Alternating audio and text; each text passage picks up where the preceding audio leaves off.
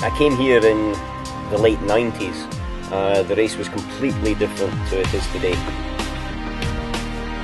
We're talking about the 50th anniversary race here at Daytona. It's obviously a big thing, it's the 50th year of the running of the event. They've pushed very hard to create an international presence. As I said, from the driver's point of view, oddly, there's probably more and a higher quality of drivers.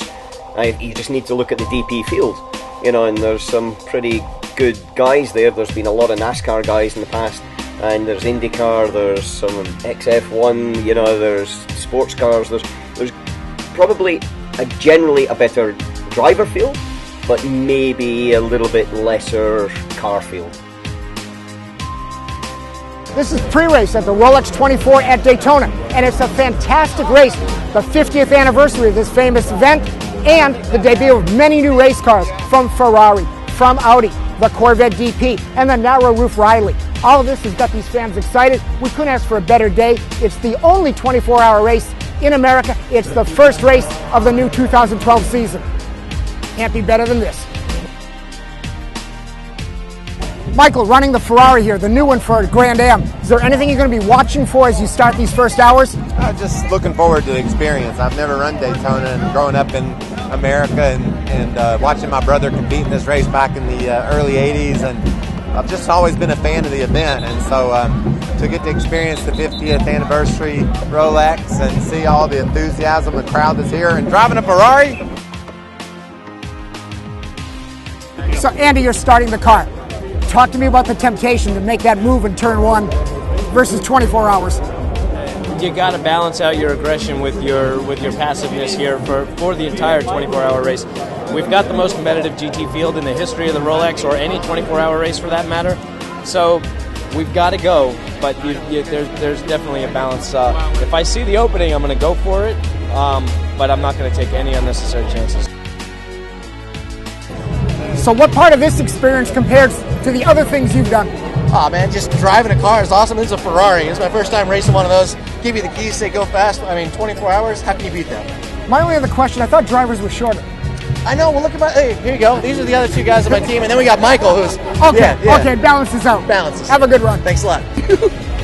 You woke up this morning, yeah, put this on, and then looked in the mirror and you were like, yeah, I'm ready to go now. Mike, as beautiful as this Momo car is, it's what underneath it works. Yeah. Talk to me about the setup. Was there a difference in setup for qualifying versus running this race? Yes. We didn't have to worry about tire life in qualifying, so we could make the cambers very aggressive and straighten the toes out, because it's just a short deal and the driver just has to hang on to it for a little while. For 24 hours, we have to tame it down and make everything last. So we take the camber out, set the tires flatter, straighten the toe out, so the tires will last longer. As in qualifying, the tires only have to last for 15 minutes. In race, we have to run the tires at least an hour and a half, and we'd like to go 2 stints if at all possible. So yes, there is a big difference. And beyond that, in setup, everyone picks 1 or 2 corners as the key corners to set the car for. Which are those corners, and what'd you do?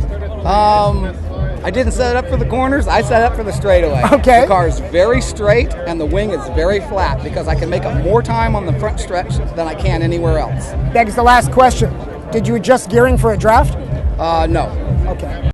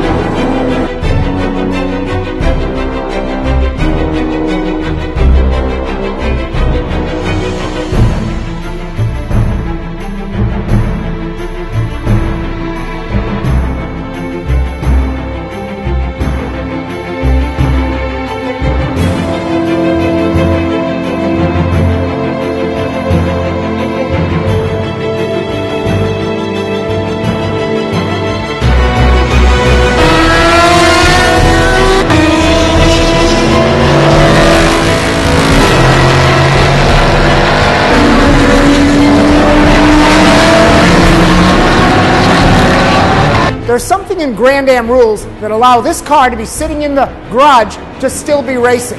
Seems the team started an extra car, this car 43, and in the first few laps, parked it. It's a perfectly good race car. But the strategy is that if they had a problem with the other cars, they could put the drivers in this car and go back racing. Because right now, this car is still in the race.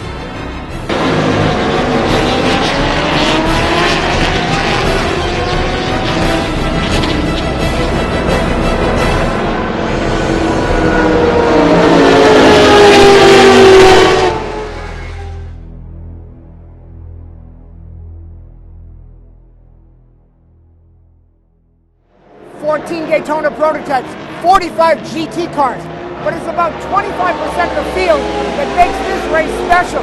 They're the new cars. 2 Audis, 5 Ferrari, 5 Corvettes, 4 narrow roof Rileys, and 1 Mustang GT.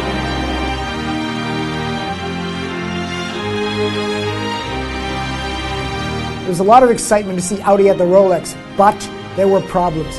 The Ferraris looked sexy, were front row fast. My Atlantic friend Anthony Lazzaro said they were easy to drive, even with less downforce than the GT and GT3 versions. But mechanical problems kept them in the garage and in the back of the race. Porsche has a 50-year tradition here at the Rolex, and the 2012 race proved why. Fast, efficient with fuel, and tuned for probably the best aero in the GT class, which gave them speed and that fuel efficiency. Chevy came to the Rolex to dominate the attention with their new Corvette bodywork. But it was the new technology from Ford with the Roush Yates motors that's dominating this race.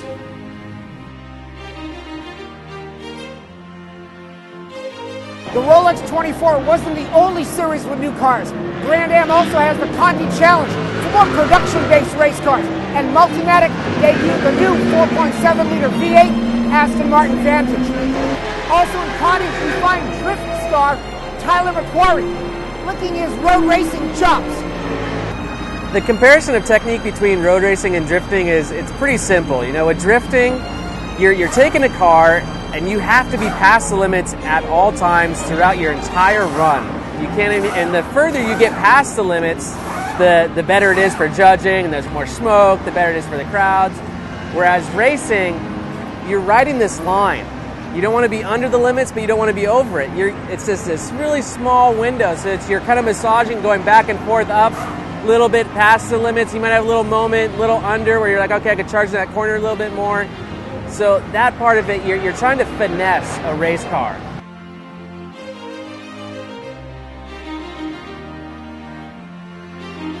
What would make this more international event? What needs to happen for this race to get more European?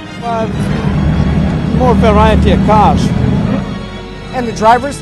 Well, they would come with the cars.